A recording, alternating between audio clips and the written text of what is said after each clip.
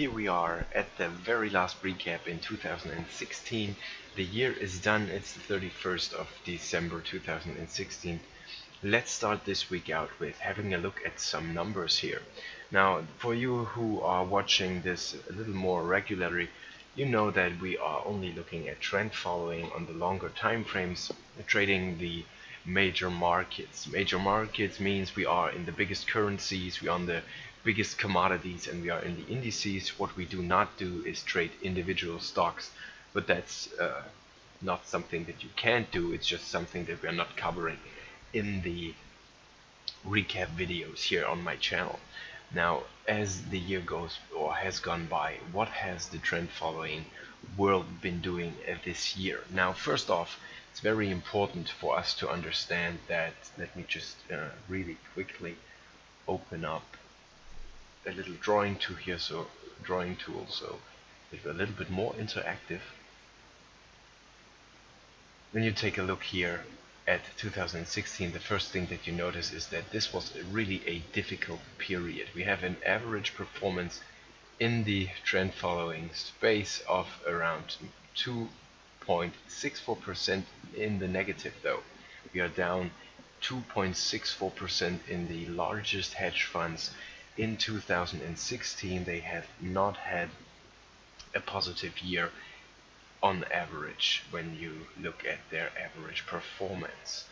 We have a sum of the performances listed here. I just picked out from the managedfutures.com website some of the performance data, and you can see we have Mark Walsh here 1.7%, we have Eckert 2.2%, we have the ISAM systematic management at -9%, Purple Valley is at -28%, Trend at almost +5%. These kind of performance numbers show you that not every year is a winning year, and not every year can be a good year, and it doesn't matter what strategy you trade.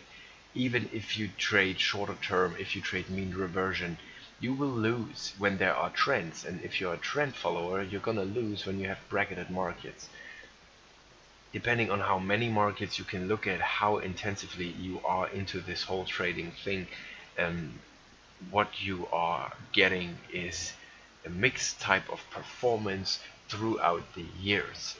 What's important to us is that we are running a strategy that is back tested, where we know that after a certain amount of trades we actually will have a positive expectancy. That does not mean every year is profitable. And you will also notice that these performance numbers here, you're not gonna make 50% or 100% every year. That's completely surreal. If you run a good risk management program with your strategy, when you risk 1-2%, maybe 3% on each trade, on your long-term trend following, maybe you have like 70, 80, 90 trades in a year. It's impossible, unless you have a really good year for the trend following strategy, that you get a performance that touches the 3 digits. Even the higher 2-digit amounts will be surreal unless you have a very, very good year for the trend following kind of basic philosophy. And therefore you just have to accept that there are good times and there are bad times, and it doesn't matter what strategy you're using. It will always be, you will always have years that are more suitable for one strategy than they are for the other. Now, you can of course apply many strategies, just make sure that you still have a life, you know. If you have a family, if you have a house, if you have a job, if you are not rich yet by trading, then it will be very difficult, unless you automate it, to run multiple programs that do completely different kinds of things. You will have to change your mindset so often, it will just end up confusing you, and you will not have a simple kind of approach to your investing. You're not flying your own financial airplane in a simple and structured and clear manner.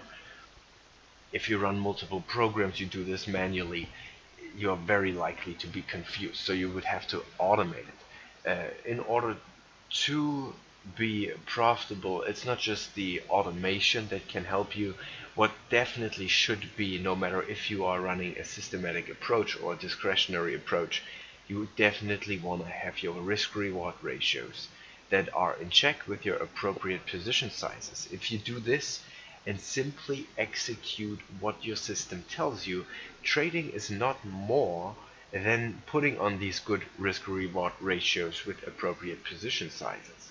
You don't know what's going to happen in the market. It doesn't matter if you're a trend follower or a mean reversion trader, long-term or short-term. You don't know what the market will bring. Risking 50% on one position on one single trade, that is just arrogant and will not yield any success in the longer term. Now, because you never know what kind of move will unfold, how strong or how weak it is, how far it reaches or how rapid it may be, these concepts actually become even more important. So each of us who is trading, who is running their own strategy, or even if you've taken a strategy from another person, you're still running it yourself, we will all have different kind of psychological problems that we should become aware of at the end of each trading period, or we should do reviews every now and then throughout the year, and at the end of the year especially, we should be aware of what is going on in our trading. Are we taking emotional trades? Is there anything wrong with position sizing? Are we not letting the market run? Do we force our own opinions on the market? And we have to find out, why do we do this? Is there any reason why we are not okay with the market of what's happening now? Because that's what we get. That's all that we get. The market of what's happening now. We cannot put into the market what we want from it, because as a trend follower you would put in 100 million trends that run 500% each time, and as a mean reversion trader you would do the opposite, and that's not how it works. The market is a composite of all the news, of all the traders, the decision of all the traders that execute or apply whatever they think will happen. That's why it's not the market is not a representative of what's really going on in the real economy. It's simply what the people think is going on. And you are trading what the people think is going on. And since nobody at any point of time knows what the other people think of what's going on, there's no way of predicting the market. There is no way of calling the top or the bottom. There's just no way, because you don't know what a million or a billion other people who are participating in your market are thinking. And if you are trading different kind of markets like we do here in the fractal trading, we have like 40 markets, sometimes more, sometimes less. There's no way that we can know what the people are thinking who are trading in these markets. Okay, so these three kind of rules or important wisdom is what you should absolutely be aware of, and you have some consequences that you can draw from this. You can improve your performance significantly by always entering orders by your system, placing the stops by your system, exiting by your system. Never let your emotions execute what you want. Let your analytical mind tell you when it's time to act. It's not that you're sitting there at the Brexit vote or when Trump wins the election and you know that the markets are going to crash or the US dollar is going to surge. It doesn't matter. You have a system, and if you don't know what's going to happen, the best thing that you can do is follow your system. Why would you abandon it at that point, right? You would always follow your system no matter what the news. Now, also very true for our trend following approach is the next statement here. Money is made by sitting, not by entering and exiting trades all the time. That simply generates a lot of losses and a lot of commissions, but it doesn't really give the market the time that it needs to unfold, that it needs to accumulate those profits, that you also allow it to pull back and then continue to move. And also letting the market unfold and simply provide you with the profits that it has to offer is probably the hardest thing for many traders to actually apply. Knowing what you have to do is one thing, actually doing it is quite another. Now, when you look back, it's always so clear what you should have done, what your method was telling you, but are you able to execute this? Or are your thoughts, your emotions, your feelings getting in your way? This is just, a very small part of what you should be paying attention to when you trade. As every trade goes by, as you enter it, as you place your stop, as you put in your exit, you should always ask yourself if you are diverging or deviating from your actual strategy, from your system rules. Your only job is to execute your system, nothing more. Therefore, trading is probably the most boring thing that you can do after you've understood all of what I just told you and after you're able to apply it, because there's not really anything there that you should be watching for. You place your trade, you have your risk calculated, it works or it doesn't. It doesn't really matter, because your backtest already showed you have a positive expectancy. Now you just have to do it. You have to understand that time is on your side as you do it and wait for it to happen. And executing trades over a year, 5 years, 10 years is not hard. What's hard is having the discipline and the patience to really follow your strategy. And you might actually find out that your strategy is too long term for you. You need something where you are more active. Maybe you need a day trading account. Maybe you need to trade 4-hour charts. This is all in the realm of possibilities. Everything is possible. You just have to make it fit to your perception. You just have to make it fit to what is the best for you, and that's what they always say mean when they say make sure your style fits your personality. Now let's take a look at some of the markets. Let's take a look at where we're at here at the end of 2016. Let me just tell you that to the fractal trading approach, this kind of performance is also true. We are trend following. We will see in a second, and if you are watching this a little bit more often, you will already know that a lot of breakouts failed. The trends were not the best ones in the world. The one that we are carrying into 2017 are looking much better than anything looked throughout 2016. So in my personal account, I'm always, not always, but this year, I'm looking at a drawdown of 9 to 10%. That is of course not good, but since I have faith and I have trust in what I do, I've been doing it long enough and I've backtested my approach well enough to have that faith. I know that simply executing and keeping on executing, as well as observing the psychological process that is going on, is the path that we all need to focus on and stay on, and then eventually we'll have some profits, hopefully.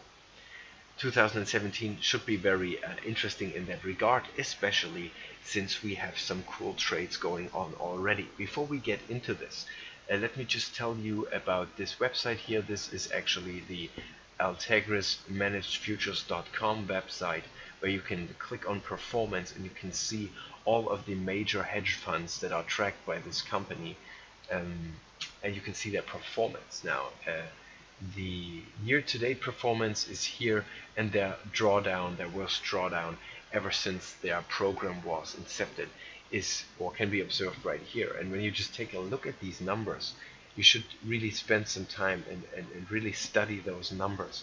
You can see what kind of periods of time you will have as a trader. Again, doesn't matter if you trend follow, doesn't matter if you day trade, you will hit these periods, because no market in the world is always only suitable or suited for this one strategy. Markets change their behavior, their environment, and therefore you will have positive and negative times for your trading strategy, as you can see in these numbers. We do have quite some drawdowns back here, but when you look at the annual return on investment, you can see that all of these funds are performing well. They are all positive. There's not a single fund that is not in the positive for the annualized return on investment, and that is just really positive. Most of the hedge funds are trading a trend following approach, more or less, and that should show us again how positively skewed your trend following philosophy is. Over the long term, you just got to make sure that your strategy is actually working out, is positive and has a positive expectancy. Now let's take a look here. The charts. What are we looking at? How did the market perform in 2016, and what are we carrying into 2017? We have, or you will see always a blue dotted line here, which is the beginning of the year 2016. Makes it really easy to see how the market has performed throughout the year. Euro dollar shows us that inside this huge correction, half of it occurred in 2016. It was only in the last couple of months in the year, 3 or 4 months in the year, that you did get your downside breakout fractals, and then they were hit, and now we're carrying a short position into 2017. Also, our trend lines are open. Our breakout cells had already been hit up here, and now we don't have anything to do. We just carry this into 2017. The same is true for the British pound US dollar, even though this one did give us a better year actually. The Brexit is right here. The beginning of the year was already starting within a downtrend, and this downtrend continued. Numerous fractals were giving you the possibility to enter into this downtrend, and we are still running. We are also carrying shorts in the British pound into 2017. British pound Australian had already been mentioned last week. It's very interesting here too, since we have, regarding the fractal trading strategy, quite the interesting setup. Now, first of all, the week starts out with a breakout fractal. It's just what you need to enter.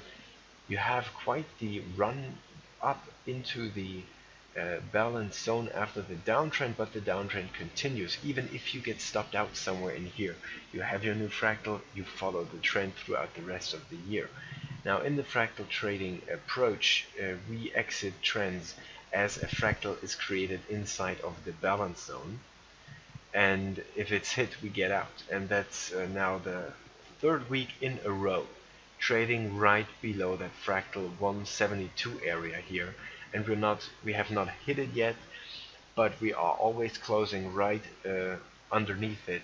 So we'll really have to see if this is going to work out or if it's not going to work out. Again, if you remember what I said at the beginning of the video, if you know what you do in regard to risk management and then simply execute your system, there's no way that you cannot make money in a trend like this. Okay, so even if we get stopped out here and then the trend continues down, we'll still make money. New Zealand US dollar has been very interesting as well. 2016 here, a really flat move to the upside. If you look at the higher time frame, you will notice that this is trading inside the balance zone. So you are coming from a downtrend scenario, you get a correction, and now the trend continues, which means in 2016 I didn't even have one single trade in the New Zealand dollar, simply because it didn't perform according to my analysis, according to my system. I have only been triggered short here in the past couple of weeks, and now hopefully we'll see this coming down further in 2017. The same is true for the Australian US dollar. US dollar yen, our next market that we're looking at here quickly. Again, we have a blue line marking the beginning of the year, and now let's take a look at that. The first market that is actually trending all throughout the year. I had mentioned this at the beginning of the year, but then I made a mistake actually and quit the trade somewhere in this area, making a small profit, but I left all of this on the table. So I really have to do my homework and look at why did I exit this trade. It was just running, you know. Hopefully we'll do a better job in 2017 when it comes to the US dollar yen. As you can see already, 3 breakouts are hit, 3 breakouts are working. It's quite enjoyable here to take this into the new year. From the very first breakout, let's take the second breakout at 107. We are already 900 pips in the money, and we're just holding. Let's take a look at some of the indices, always interesting. S&P 500 here, again, start of the year. What happened? We are bottoming out at the beginning of the year. We were breaking through these levels that really did not look good, but all of these wicks, all of these kind of spikes to the downside failed. We closed higher, and then throughout 2016 there was this uptrend. However, you didn't really see people, me or the media, talk about the S&P in a manner that this is trending very well, and you can also very easily see why. Continuous spikes back into the balance zone do not give you good exit points. In regard to your breakout entries, you will have a hard time actually making money in something like this, simply because it's not continuously moving up. We do not want to see prices spiking below the blue line, which is the downside border of the balance zone. We want to see them or at their maximum. We want them to fail inside the balance zone and give you that fractal continue out, just like you see it here. But we don't want it to spike out. So this is kind of a choppy trend. We don't really know how it's gonna go. Again, right now we're still long. It has made a new high here in November, and we're still long. We're holding this. On the monthly, we have our divergence, as talked about many times, and we have no choice but to hold on to this and to see where it's gonna go. We have a better situation going on in the Nikkei. The Nikkei is also retracing here throughout the last week, but this trend that has been going on is similar to the US dollar yen trend, and we have our fractal breakouts. We are closing higher than all of the breakouts at the end of the year, and it's just very likely we'll continue this into the next supply zone. We'll have to wait, of course, but with that kind of momentum, the trend is just in the middle of running. No reason to doubt this. Taking a look at Europe here for a second, we are looking at the UK, the FTSE index. Also pretty choppy, very tough to trade. Not tough to trade because you just enter your orders and you exit your orders. That's it. It's not tough to trade, but it's tough to handle when you enter and it moves your way. You get quite some candles, but then you are being stopped out at the low. You're being stopped out at the bottom of the correction, and then you re-enter. We were looking at a heavy supply up here. We did get a confirmation of that supply, but we didn't even retrace below the blue line like we saw in the S&P, so there's not too much downside pressure. Instead, the very last week in 2016 closes as high as we haven't seen in many years. We're closing at 7,120 here, and that is right on top of the penetration of this supply zone, which means we are breaking out to the upside. Maybe we see a continuously bullish year in the indices. Of course, in the social media you have people screaming that this is the top, this is the top. As soon as the market goes red, even in pre-market trading, these people, they are just, they're insane. They are unable to follow something for a longer period of time. So in my opinion, right now there is no reason not to be long into the new year in the stock markets over the world. Let's take a look at gold. Gold has been very unthankful here. We have a 2016 starting right there with the top of a breakout, the fractal that we have been mentioning, and then it runs up and it's stopping us out right below here, which is great. But the trend still wasn't the best, usually you don't get these periods where price isn't really doing anything. Usually it just moves and everything is good. You get some distance being covered here. That was not the case in gold too much. We now have a retracement back into this, which is also very far down, and the bullishness that we saw here after this huge correction had ended on this side at the end of 2015 is not continued into the new year. However, I'm still very interested in gold. Again, the basic scenario we're looking at is an uptrend here, a correction, and now you get your move through the balance zone, which means that price as it comes up here has a lot of fractals on the other side. These points are of course resistance and supply levels. It is hard for the price to move through it just straight away, especially when it does it for the very first time after the correction is finished. Just to get to the other side of the balance zone is already a tough job. Now we are correcting. The balance zone has not been acting as a important support zone now here. Still, we are waiting for this correction, which I think this is, to end, maybe before it makes a new low here, and then head out. If this makes a new low, then this is not a correction. This is not the initial move, but we have a move which is corrected and now a last move down, and then we go up. Let's see if that's the case. I highly doubt that as we approach these low levels here at around 1100 or between 1050 and 1100, that we are really gonna go down very far. I don't think that will happen, but what I think really doesn't matter. I'm just trying to follow the market.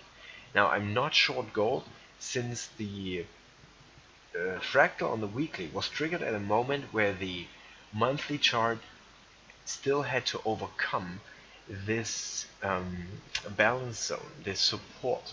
And since I was thinking that we are already starting a new move, I didn't go short into the correction. We'll have to see if that was correct.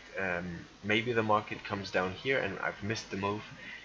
We'll see. It doesn't really matter to me, since I'm always following what I know and I do what I know. I don't do stuff where I'm unsure or where I'm unsafe, where I have no confidence in what I'm doing. So that's really important for me there. Let's finish off this weekly and this yearly recap by again focusing on what we have been saying, what the conclusions are of our year here, of the performance that the trend following space in general shows us. And that would mean again that we just want to always enter orders by our rules. We want to place the stops by our rules, and we want to exit by our rules. It doesn't matter if we think that it takes too long. It doesn't matter if we are excited, if we're frustrated or depressed. We are just following the market. The market is the god, and we are following the god, just like, you know, all the people who believe in stuff like that. And we never want to let these emotions overrun us. The analytical mind in trading, the emotionless state, is very important. Therefore, money is made by sitting, by letting the market play out, by showing you the opportunity, giving you the possibility to act up on that opportunity, and then you wait. And you wait for the market to do whatever it wants to do before it turns and gives you your exit. Therefore, you would actually be open enough to perceive all of the profits and the market movements that the market is actually giving you. If you are trading stuff that isn't there, if you're violating your rules, you are not acting according to the reality of the market, to what is happening now in the market. Now, let's take this as a little bit of motivation, as a little bit of advice that we always want to remember when we put on trades and when we look at charts. And hopefully in 2017 we'll get some great trending markets, so we can make up for the losses that we occurred, or that I occurred at least, here in 2016, since the major market that I'm looking at are not, or were not too thankful here. No trends present, and a couple of mistakes lead to losses in this game. Let's improve those mistakes and let's hope for better markets, and then we should have a great start into 2017. Now at this point, let me wish you a very successful coming year in regards to the market and your personal life as well, of course. Hopefully I'll see you back here. Drop a comment, like my stuff, and see you soon.